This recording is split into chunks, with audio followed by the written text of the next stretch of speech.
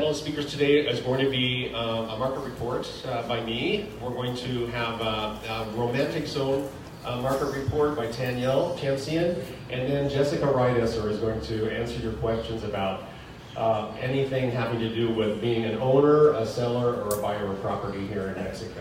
And we'll open things up for question and answer period after each discussion. Okay, so we'll get started today with the market report.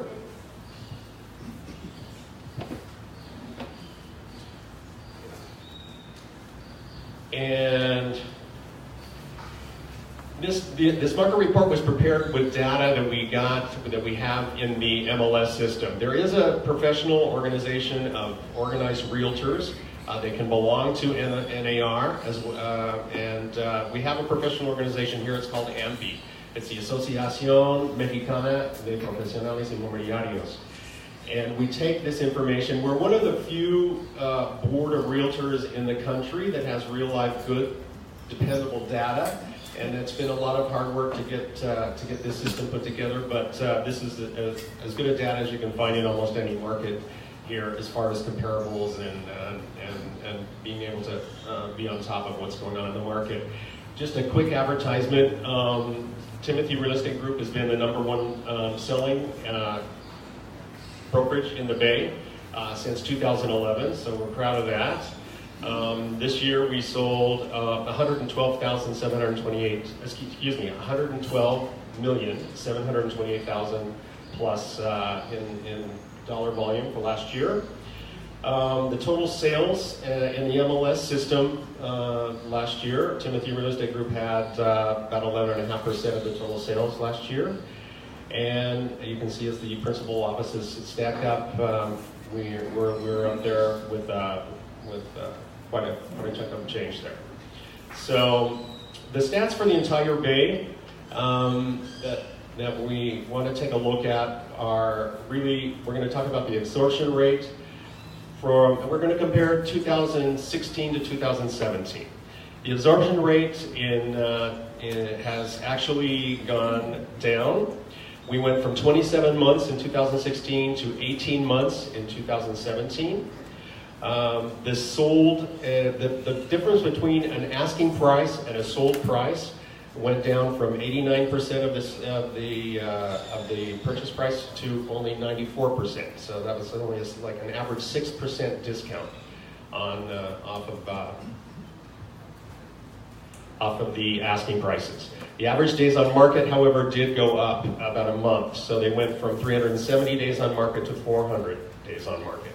As you know, we're a seasonal market here, and just after the economic downturn in 2009, we've had a little bit of extra inventory that we're getting rid of, and so those are actually, a year is actually what we've had for an average market time for the sold properties.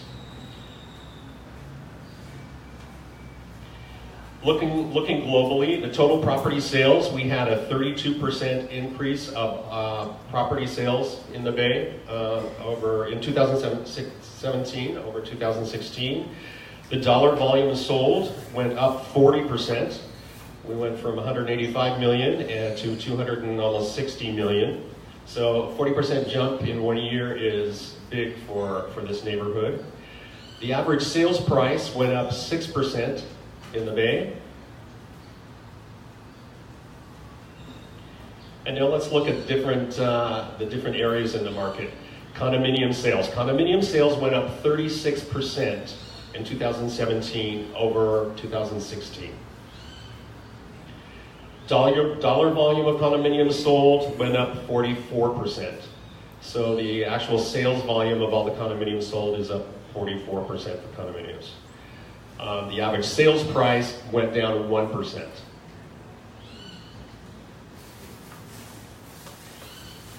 And for those of you who can't see that, you might be sitting a little bit far away. In 2017, the average sales price was just about $280,000. Okay. The number of houses sold in 2017 went up 25%. So that was a big jump. The houses have been, particularly the larger houses, have been a little bit slower. since 2009, and we've seen a little bit of a pickup there on house sales. Dollar volume for sold houses also has gone up. That went up 23%. The average sales price for a house is $378,000 in 2017, so it went down 5% over 2016, but the volume went up. And then for land parcels, we don't have a lot of land parcels that have been registered in comparison to the land parcels that were sold last year. There have been some big developers picking up some big pieces of land. I've got a couple in escrow right now that are big parcels, big pieces of land. So there actually was a lot more land than you're going to see here, but we've got a 15% increase over the land parcels that were sold in 2016. Dollar volume of sold land went up 114% from 6 million to 14 million. I've got a piece that's going to close in about a week that's in escrow right now at 6.5 million. The average sales price for land was $316,000.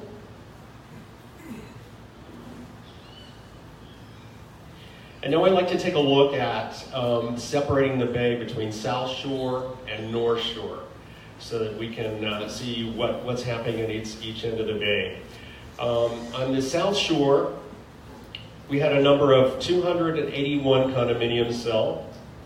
The average price of a condominium on the South Shore was $321,000, so a little bit over the average. The highest price for a condominium was $1,765,000 last year, and the lowest price was $65,000.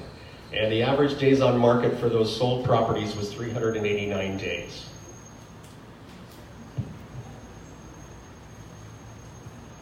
The average sold houses on the south side were 27 houses sold.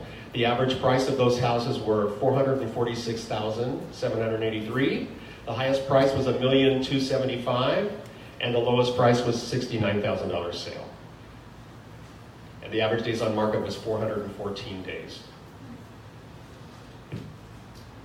Then the land on the South Shore, we had 6 sales. The average price was $454,000. Highest price was $1,200,000, and the lowest price was $100,000.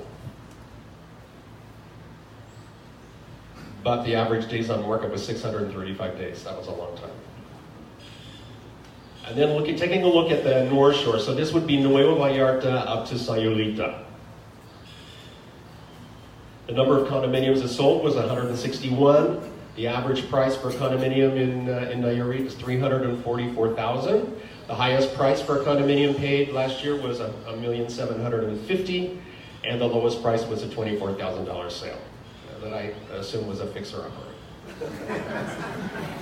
Days on market was 511 days. And then North Shore houses, there were 111 houses on the North Shore that sold. Average price was $453,000. Highest price was $3,225,000 reported sale, and the lowest price was $28,600, with 365 days on the market for that group. And then land, we had 43 land sales North Shore. $357,000 was the average price. The highest price was $4,800,000, and the lowest price was $17,900,000. 442 days on the market for that group. If anybody would like a copy of this market report, or you would like to be able to use it, I've got a sign-in sheet up here. Just give me your email address. I'll send it to you. I'll email it to you so you can have it to use for whatever you want to use it, or take a look at it in case you are wondering about market values in your neighborhood. Okay? And obviously, of course, if you have any questions, you can contact any one of the Timothy Real Estate Group agents. Okay? Any questions? What did you call, what's South Shore?